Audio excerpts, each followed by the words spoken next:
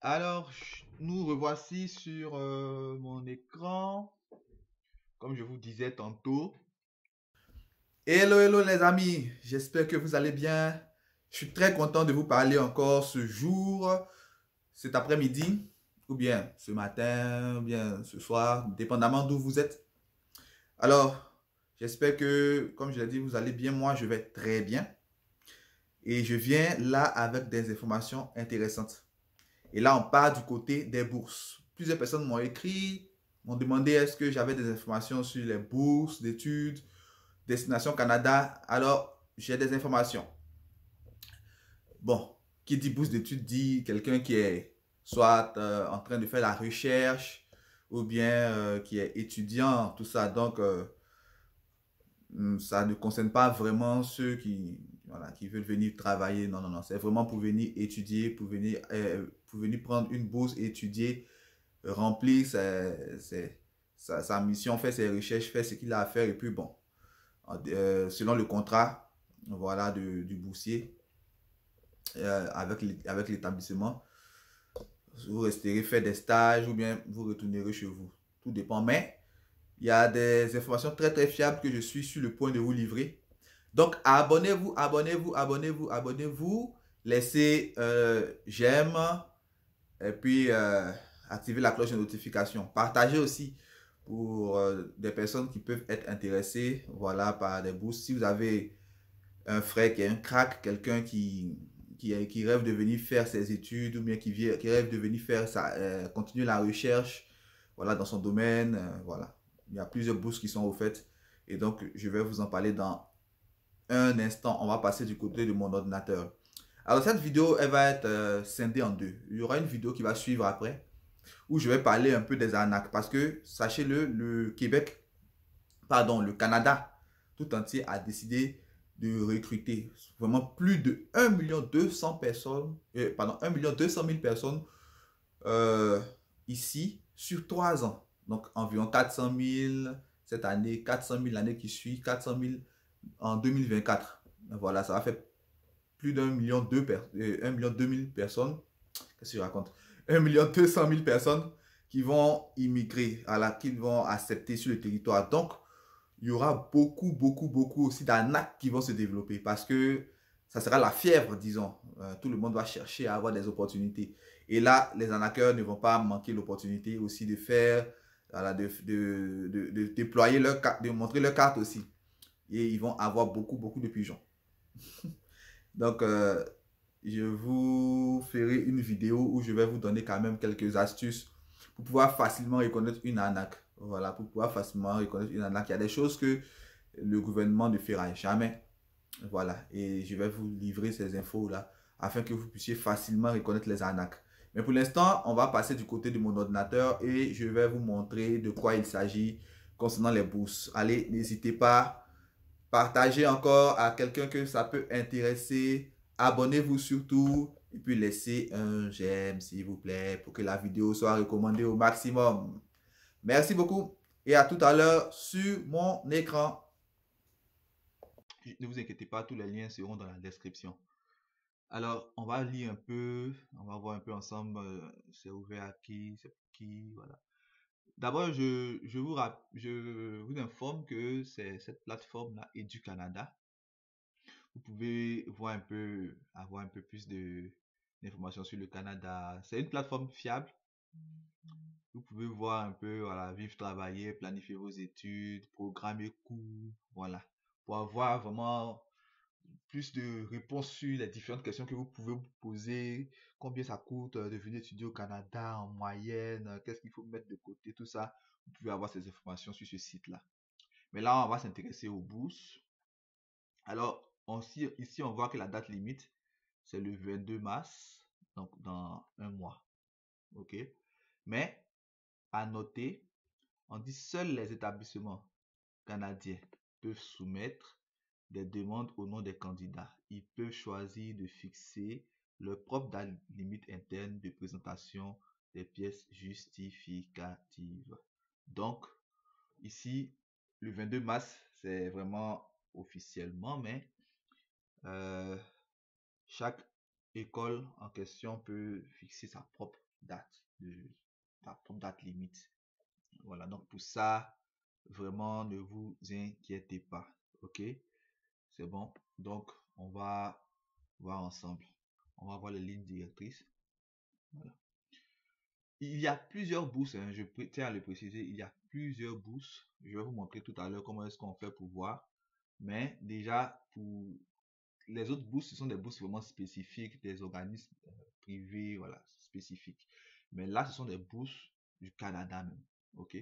Les autres bourses aussi concernent venus au Canada, mais ce sont des bourses privées que des organismes privés, voilà, octroient pour faire des recherches ou bien pour des cas spécifiques. Mais ça, c'est vraiment la bourse du Canada. Ok. Bourse d'études au Canada, c'est assez général. Voilà. Donc, il y a des établissements post-secondaires canadiens qui sont désignés. On les appelle les établissements d'enseignement désignés, EED. Ils sont désignés et c'est eux qui ont l'habilité à vraiment octroyer des bourses. Vous voyez. Donc, et ce sont ces organismes-là qui font la demande. C'est-à-dire que vous ne pouvez pas vous lever, faire la demande comme ça. Ce sont les établissements en question qui vont prendre vos dossiers et faire la demande pour vous. Vous voyez? Donc, vous devez, on va voir comment ça se passe. Voilà. Quels sont les rôles, responsabilités? Les établissements postsecondaires canadiens, qu'est-ce qu'ils font? Ils présentent les demandes au nom des candidats admissibles. Et ils font la promotion, c'est-à-dire que eux-mêmes, ils font la promotion, voilà. Parce que le but, en fait, c'est de créer des partenariats entre ces écoles-là et puis, voilà, un peu comme des jumelages, comment on appelle ces choses-là. Ouais, des jumelages, non, mais des binomages, des choses comme ça, voilà, entre les écoles. Ok, donc, eux, ils font la promotion auprès des autres écoles dans les pays admissibles, tout ça. Voilà. Voilà, et puis, bon, ça, vous pouvez lire. Candidat à la bourse. Donc, les candidats qui sont intéressés par ce programme, qu'est-ce que vous devez faire? Voilà. C'est là que c'est un peu difficile, mais puisque vous savez que les bourses, c'est vraiment entre deux écoles. C'est pas un candidat comme ça qui est boursier. Non, c'est vraiment souvent les bourses d'études là. C'est souvent des liens entre deux écoles. Donc, par exemple, le Canada t'octroie une bourse, t'octroie une bourse à travers ton école. Puisque tu es en train de suivre un programme, tu viens te perfectionner et tu retournes. C'est comme ça fonctionne. Donc, pour celui qui est intéressé, qu'est-ce qu'il doit faire? Communiquer avec l'établissement d'attache, c'est-à-dire l'établissement où tu es. Ok? Donc, ça suppose déjà, je suppose que euh, tu l'as déjà remarqué, que tu sois à plein temps en études. Ok?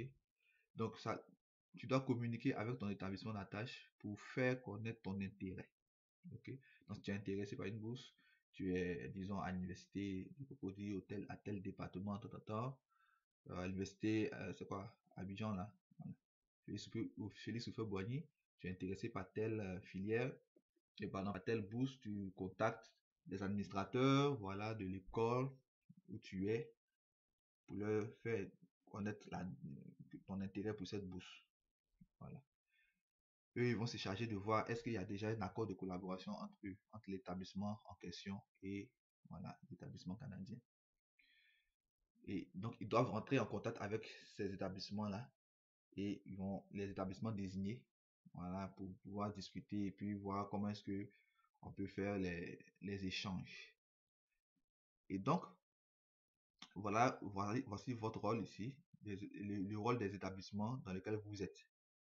Donc, toi, tu es étudiant dans un tel établissement dans ton pays.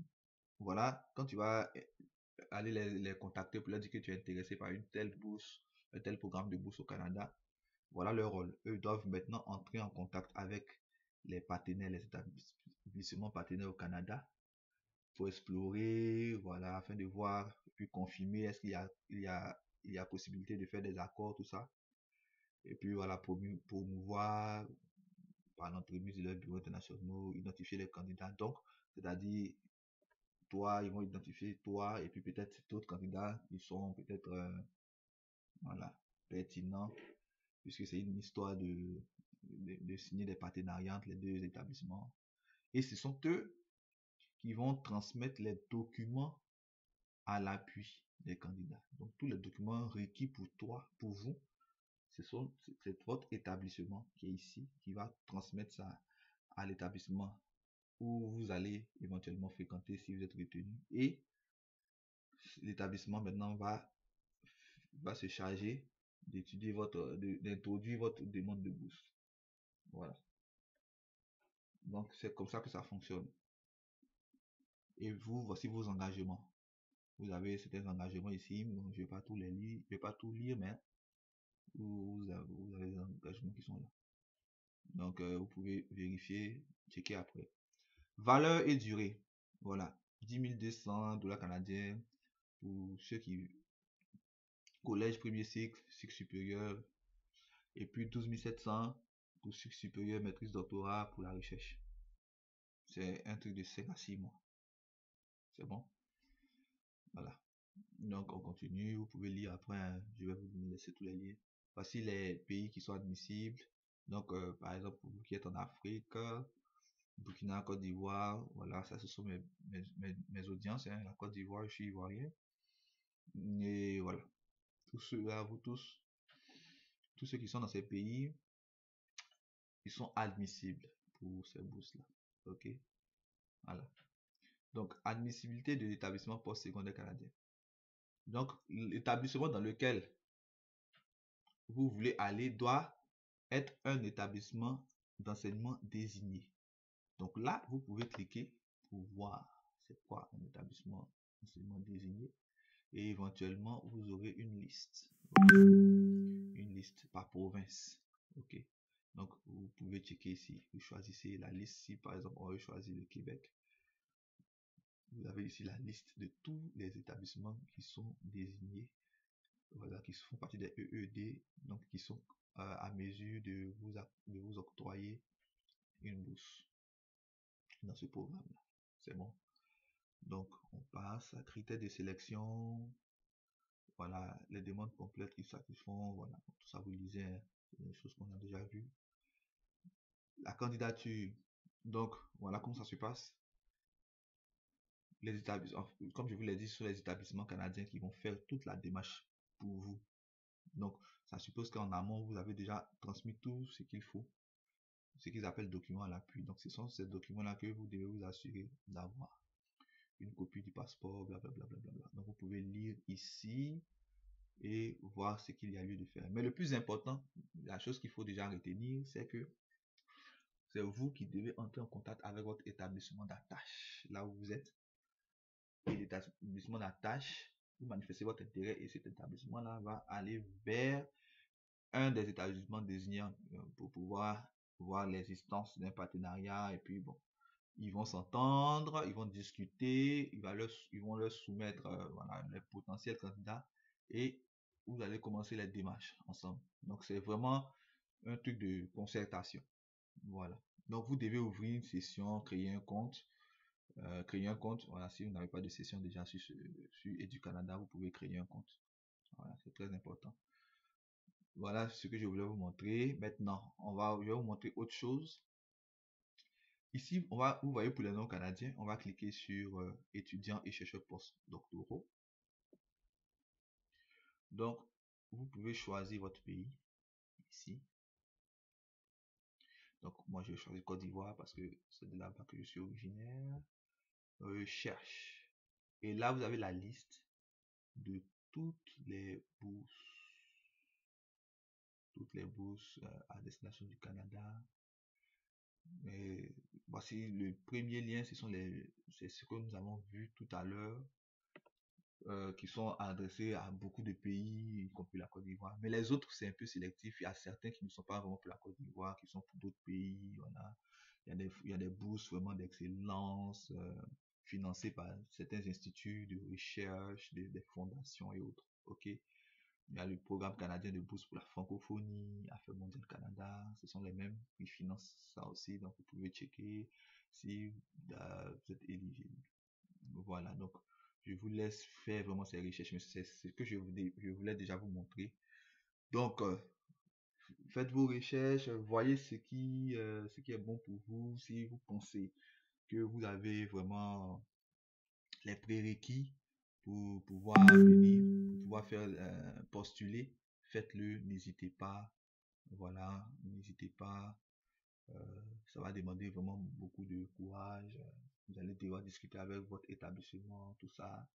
Faites-le et certainement que vous serez les heureux bénéficiaires de cette bourse qui va vraiment donner un gros coup de pouce à votre CV et puis qui, pourquoi pas, à tous vos projets futurs.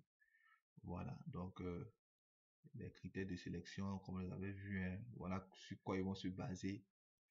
Ils vont regarder la pertinence de vos études, de la recherche, tout ça. Ils vont regarder les avantages, voilà, pour, pour pour votre établissement d'origine et puis les autres aussi. Le fait que vous partiez là-bas, qu'est-ce que eux, ça leur apporte? Qu'est-ce que eux-mêmes, les établissements canadiens qui vous reçoivent, qu'est-ce que eux, ça leur apporte? Ça leur apporte, pardon. Euh, le renforcement des liens créés et autres, et puis le classement soumis par l'établissement canadien. Voilà. La priorité sera accordée aux candidats qui n'ont jamais reçu une bourse dans le cadre du programme de bourse d'études supérieures, de bourse d'études au Canada. Donc, si vous avez déjà eu, vous pouvez postuler, mais la priorité ne vous sera pas accordée. Elle est accordée à ceux qui n'ont jamais reçu. Donc, c'est un peu ce que je voulais vous montrer. Allez, je vous ai dit que dans la suite, je vais vous communiquer, je vais faire une vidéo pour vous parler un peu des arnaques éventuelles. Donc, abonnez-vous, laissez un like et puis activez la cloche de notification pour ne rien manquer. Ici, on parle de beaucoup de choses très très intéressantes pour votre projet d'immigration au Canada. Portez-vous bien. Bye bye.